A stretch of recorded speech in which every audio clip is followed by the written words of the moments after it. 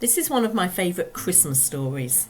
It's about a penguin who worries about everything, and his name is Arthur. It's called Worried Arthur, and it's written by Joan Stimson. Arthur was a penguin and a worrier. Arthur worried about whether he would grow as tall as his father. He worried because his hair stood on end. And now, of all things, Arthur was worried about Christmas. One day, Arthur came home from school. He looked even more worried than usual. "And what have you been doing today?" asked Dad. "Map of the world," mumbled Arthur. He didn't sound very happy about it. "And where do we live?" asked Dad. He did hope Arthur had been concentrating. "It's called Antarctica," said Arthur, "and it's near the South Pole."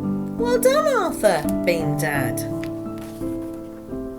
That night, Arthur padded across the landing.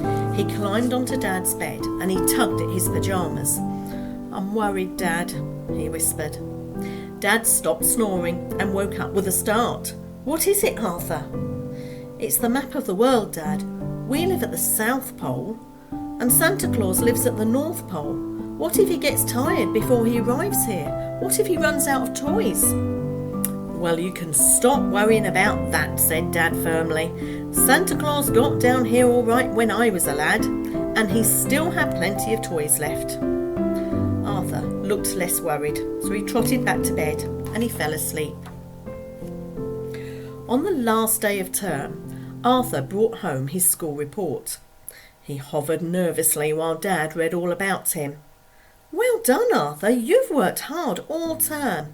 And although your writing is rather illegible, it's nothing to worry about." That night, Arthur kept his light on late. It took him a long time to find illegible in his dictionary, and when he did, it was all very worrying.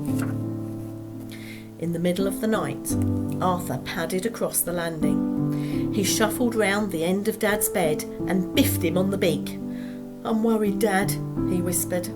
Dad stopped snoring and woke up with a start. "What is it, Arthur?" "It's my writing, Dad. What if Santa Claus can't read it? What if he doesn't bring the things on my list?" "Well, you can stop worrying about that," said Dad firmly. "For your information, Santa Claus is the world's leading expert on handwriting. Good heavens, he'd soon be out of a job if he couldn't read double Dutch." Arthur looked less worried and went back to bed. 2 days before Christmas, it began to snow heavily. Dad got out Arthur's toboggan. Some of Arthur's friends came out to play and they all made a snowman together. Arthur was tired out when he went to bed, but he still woke up worrying. Just after midnight, Arthur padded across the landing. He opened Dad's curtains. "I'm worried, Dad," he whispered. Dad stopped snoring and woke up with a start. "Whatever is it this time, Arthur?" Arthur pulled Dad over to the window. "It's the weather, Dad. It started to snow again. What if there's great big snowdrifts on Christmas Eve? What if Santa can't get through?" "Well, you can stop worrying about that," said Dad firmly. "You don't think Santa Claus will be put off by a bit of snow, do you? Whatever do you think he's got those great reindeer for?" Arthur looked less worried and went back to sleep. On Christmas Eve, Dad and Arthur decorated their tree. They put their presents underneath and Arthur wrote his labels very carefully. After supper, Dad sat on the end of Arthur's bed and read him a story. It was Arthur's favourite, but he still looked worried. "Now look here, son," said Dad. "I could use a good night's sleep, so if there's anything worrying you, you'd better get it off your chest now." "It's my room," whispered Arthur. "What if Santa Claus comes into my room and sees all my books and toys? What if he thinks I don't deserve any more?" "Well, you can stop worrying about that," said Dad firmly. "If Santa Claus only brought presents to deserving children, he would only need to work part-time. But if it makes you feel better, we can leave him a note." So Arthur and Dad left a message at the top of the stairs. It suggested very tactfully that Santa might like to leave Arthur's gifts on the landing. The note said, "Dear Santa, please, if it is at all possible, could as my bedroom is a little untidy, could you leave any presents just here? Love, Arthur."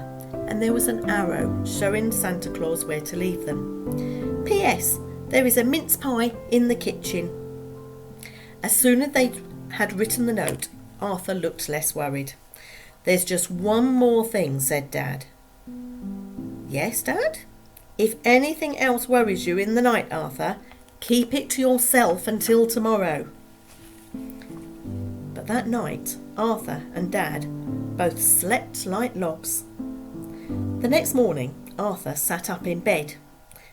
Ouch! He banged his head on the shelf above his bed. "Yippee!" cried Arthur. "I must be growing." He jumped out of bed and looked in the mirror. Arthur smoothed down his hair and it stayed there. Then he looked out onto the landing. Sure enough, there was a stocking filled with things that Arthur had asked for. Arthur waited patiently for Dad to wake up. At last he came onto the landing. "Merry Christmas, Arthur, and how are you feeling this morning?" "I feel funny, Dad," said Arthur. And then he smiled. "It must be because I'm not worrying." We all have worries, and worries are normal. If you're worried about anything, make sure you tell someone you trust.